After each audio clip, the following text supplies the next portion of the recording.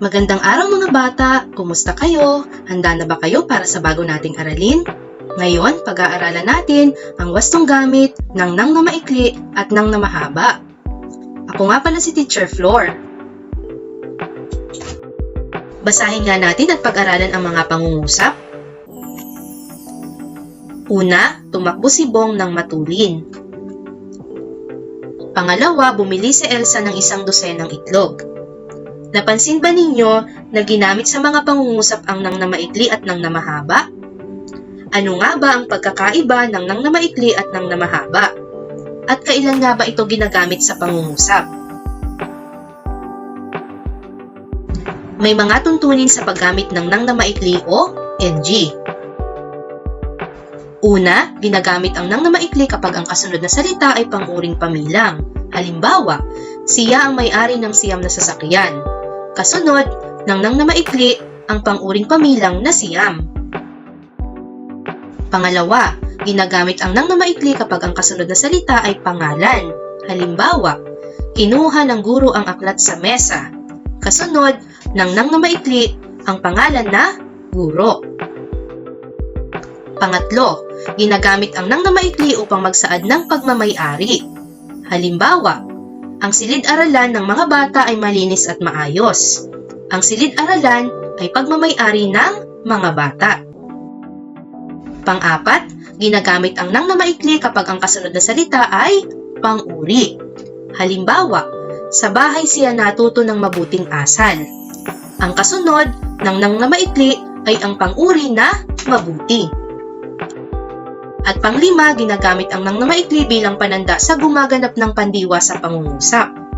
Halimbawa, inalis Nino ng nanay ang mga damit sa kanilang sampayan. Ang nanay ang gumanap sa pandiwa. Ngayon naman, alamin natin ang mga tuntunin sa paggamit ng nang na mahaba o NA-NG. Una, ginagamit ang nang na mahaba na kasing kahulugan o pamalit ng salitang noong. Halimbawa, masaya kami noong umagang iyon. Masaya kami ng umagang iyon. Pansinin na pinalitan ang salitang noong ng nang na mahaba. Pangalawa, ginagamit ang nang na mahaba na pamalit sa mga pangatnig na upang at para. Halimbawa, upang mapabuti ang kalagayan mo ay uminom ka ng maligamgam na tubig. Para mapabuti ang kalagayan mo ay uminom ka ng maligamgam na tubig. Nang mapabuti ang kalagayan mo ay uminom ka ng maligamgam na tubig. Pansinin na pinalitan ng nang na mahaba ang mga pangatnig na upang at para. Maaari din gamitin sa unahan o simula ng pangungusap ang nang na mahaba. Pangatlo, ginagamit ang nang katumbas ng pinagsamang na at nang, NA at NG. Halimbawa, umaga na nang dumating si Carlos sa bahay nila. Umaga nang dumating si Carlos sa bahay nila.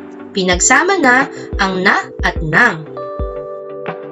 Pang-apat, ginagamit ang nang na mahaba bilang pang-abay. Sumasagot din ito sa tanong na paano. Halimbawa, niyakap niya ng mahigpit ang kanyang ina. Paano niya niyakap ang kanyang ina? Nang mahigpit. Ang ginamit na pang-abay sa pangungusap ay mahigpit. At panglima, ginagamit ang nang na mahaba bilang pang-angkop ng inuulit na salita. Halimbawa, linis ng linis si ate ng sahig.